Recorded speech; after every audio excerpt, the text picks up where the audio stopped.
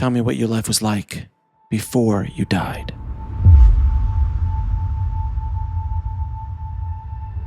So I was playing fort with some boys that were older than me, and they opened up the garage, and we weren't allowed in the garage. And there was a freezer in the garage. It wasn't plugged in, but I didn't know that. I was 4.5. I was almost 5, but I didn't even recognize, oh, it's not plugged in. And they said, if you want to keep playing, you got to get up and get us popsicles. So up I go into the freezer facing inward, and they closed the freezer door. And at first I thought, oh, this is a game. The garage was separated from our house by a distance for a little child. And there was like a fence between us and a tool room. I mean, it was quite a distance. I remember just thinking, I'm in on the game. This is part of the game. We're playing a game. And then I heard the garage door thud, and I realized I'm in trouble. And it was really interesting because you innately have this knowing that you're going to die. But I didn't know what death meant really, except for, animals on the land. But I didn't understand totally. I just knew you went away. That's what I knew. And I started screaming at the top of my lungs. I was like a trapped animal.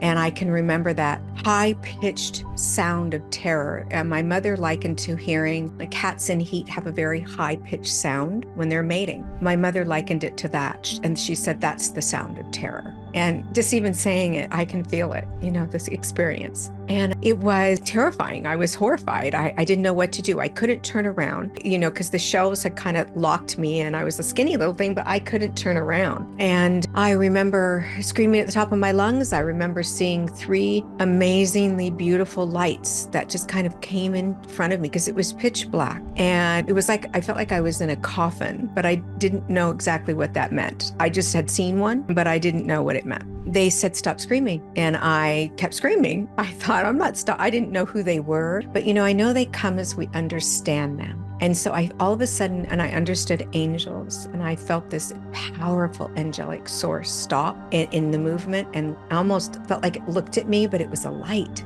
And it said, stop screaming, Susie. We're going to get your mommy. And then it felt like it was, but first, they didn't say it, but that's what it felt like. And I felt myself being pulled. It felt like forces that were pulling me, but I didn't look back and see my body. I didn't go through a tunnel. I just felt this force pulling me. And I ended up at the bottom of a set of stairs, and I was looking at a Greco-Roman room. And it was open, and it had pillars that were cracked and old, and it had an open ceiling. And then I knew innately that I needed to get up to the top of these stairs, because in the center of that room was going to be what I called a well. I don't know why I felt compelled, but I needed to be there. And the moment I thought it, I was there at the edge of this well. I always called it a well, and I studied for my doctorate under Dr. Raymond Moody. And he said to me, Susan, did you ever think that the well might have been your tunnel? Because I said to him, Raymond, I never saw a tunnel. And that was like the aha moment for me. And that wasn't that long ago. It was maybe 8-10 years ago.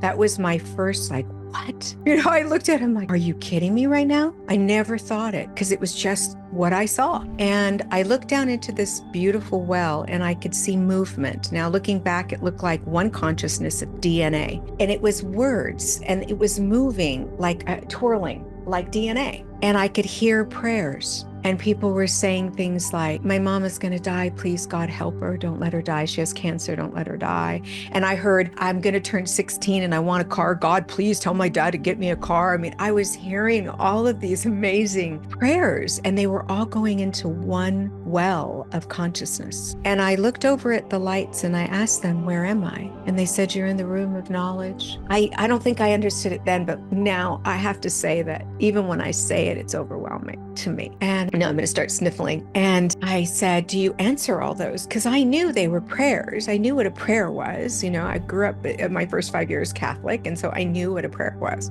And they said, no, Susie, sometimes what people desire the most isn't good for them. And I didn't like hearing it. I wanted my mom used to say, just because you want it doesn't mean it's good for you. Now go to your room, And so I was waiting for the rest of that. I was waiting, and I thought, I don't know if I like this, feeling like what they just said to me. But I felt so alive. Everything in the room pulsed, and I'll explain that as I go. It was like breathing, everything. And then they kind of glanced to another area, and I looked and I saw this path, and it looked like the yellow brick road. I'd seen The Wizard of Oz. So I remember this so clearly, like everyone can remember seeing The Wizard of Oz. You know, you remember the lollipop kids, you remember all of it, right? You remember the ruby slippers and the witch, and that's how it was for me because it was so alive. And I think for children, they make it very even brighter. So it's pulsating light. And I remember seeing this path, and on the front of the path were these pyramids. And I could see that it was pavers, looked like golden pavers. And I can only describe now as an adult. I think I thought then that it was just blocks. You know, it was just like building blocks. And I saw people pulling from the bottom of these pyramids, people, and they were paving their path, and it was really crooked and out of shape, and it was all over the place. And they dropped to their knees, and I innately knew that those pyramids were their life journey. And when you pull from the bottom of a pyramid, it's like Jenga, you unbalance it. And they were unbalancing their life journey because they were trying to pave their path. Looking back, I really understand that. And I have for a lot of years, quite honestly. And they were saying, for the love of God, help me. You know, nothing's working. It's not going my way. God, do something, you know. And I watched these beautiful angelic beings come in and start pulling the pavers out. Now, this is all metaphorical for me. And I know that children see it as metaphors because they can't understand. And I work with children who have NDEs. I have my doctorate, so I know how they see it. And so they took the pavers out and they came back and they started building back the pyramid or putting it back to the bottom. And I watched it stop moving. It was just flat, still as still can be. And they went to the top of the pyramid, they pulled off the pavers and they started paving these angelic beings. And I said, what are you doing? And they said, we are the pavers, you are not. All you have to do is walk it. Now, I know they put the questions in my head because I asked them, how do you know if you're walking it right? And they said, we bless and block everything. Make no mistake, you can get through a block or a wall, battered and bruised at best, Susie, or you can shift on your journey. And if there's another wall, you can shift again until you see us paving your path, you think. And they pointed to what I thought was my head. You know what's best for you. We know what's best for you. Problem is humans don't listen. What you try to control controls you, and what you run from will chase you on your journey. Walk into your power. We'll be there. And I'm like, what the heck do they mean? Like, what does this all mean? I didn't understand it, but I remember it verbatim. I've always said those quotes because I remember it from them. And other things happened in that room. And then I flashed into another room. Everyone calls it the Akashic Records. I call it the Room of Knowledge because that's what they told me it was. And I say a room, but it's really not a room, but I don't know how to describe it any other way. It was like a place. It was all interconnected and it was running just like we would if we go to the mall and there's all these different stores, you know, there's all these different places, except they're not stores. It's a place all interconnected where you learn and you grow. And I was standing there and I was watching families, and I saw these, like, I want to say tablets, but they weren't. There was nothing virtual in my life then. You know, I'm 65 years old. There was nothing virtual in my life at the time. But looking back, it felt virtual. And I watched these books or tablets, books maybe come in front of them. And they were going, I'm going to do this and I'm going to do that and I'm going to do this. And I heard them say, oh, no, that's way too much to handle for a soul. And they go, I can do it. I know I can do it. And I said, where am I? And they said, you're in the room of knowledge. And I said, oh, what are they doing? And it was so interesting to me, wow, what is this? And they said they're getting ready for their next incarnation. I didn't know what they meant. Later on in life, someone said to me, do you believe in reincarnation, Susan? I went, oh my God, there's that word. And I knew exactly what it meant. And then I flashed, you know, there were other things that happened in this space. And then they walked to me or popped to me. I don't know how to explain it. There are no human words. So this sounds so benign when I talk about it, but it's the closest I can get to it. I ended up in another space where there were animals, and they told me I was in the room of companions. And I was really happy because I saw all these animals and I knew I was safe, and you know, they were everywhere, these beautiful animals and everything, and you know, not just the squirrels and everything you can think of. And I was in this open field, and there were daisies and dandelions, and the colors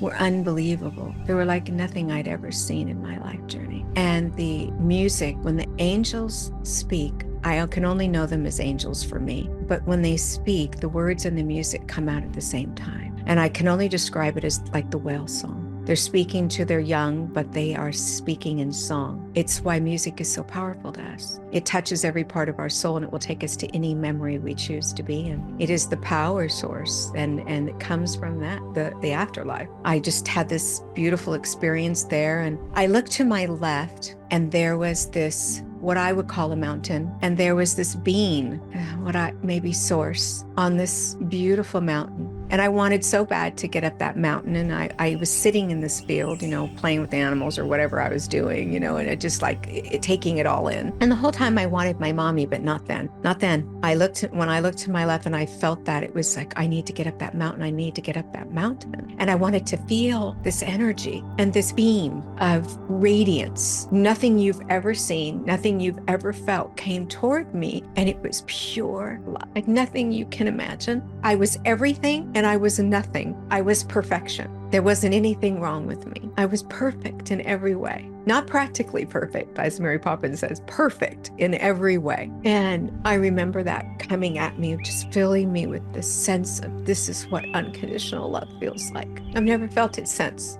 I'm always looking for it, but I've never felt it. I looked to my right, and an angelic being came floating towards me out of this, I call it a cobblestone cottage. It came out, and all I could think of was, I want to float. I wish I could float. I was floating, I'm sure, but I wanted to float, and that's all I could think of. And I was little. I was me. And I think when you're going to go back, you are you. But there was this beautiful pyramid, again, crystalline energy in front of me. It was shaped like a giant pyramid, but it was an energy. I've never seen anything so big. And I could see faces and bodies inside of this thing. And I wanted to put my hands in it, but I couldn't get through it. And I know now, if I had gotten through it, if I had been able to do that, I wouldn't have come back. It was the other side. It was the final. And I was seeing faces, spirits on the other side. I was witnessing them.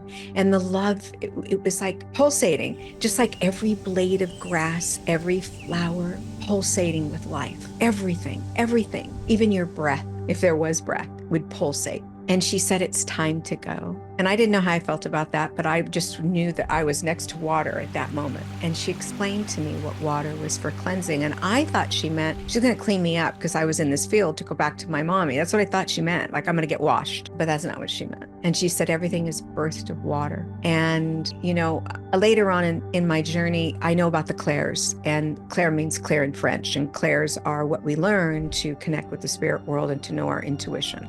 Like clairvoyance is clear seeing. What clair means, then, it's clear water. But water is extremely significant to us and to the spirit world. And she said, you're going to go through a lot of experiences on your journey. And, we want you to know you're going to help people. Now, during this time, I did see my mom. I remember seeing her, and I was talking to her, and she'd move her body like she was hearing me. But she said she didn't really hear me, but she felt me. And she was hearing, your baby's in the freezer. And she wasn't listening because she was medicated from being institutionalized. She was on Valium. That's what they gave them. And so she didn't listen to her intuition. And so she had heard it 3 times before she realized, oh my God, this might be true. I'm not sure about what happened when she got to the garage, but I think she told me the garage door was closed, if I recall right. And she said she thought I couldn't open it, so I wasn't there. So she was going to turn around. And something told her, oh my God, my baby's in the freezer. So she flung open the garage door, and she opened up the freezer, and I was facing inward. And when she spun me around, I was ashen, she said, and my fingertips and toes were blue,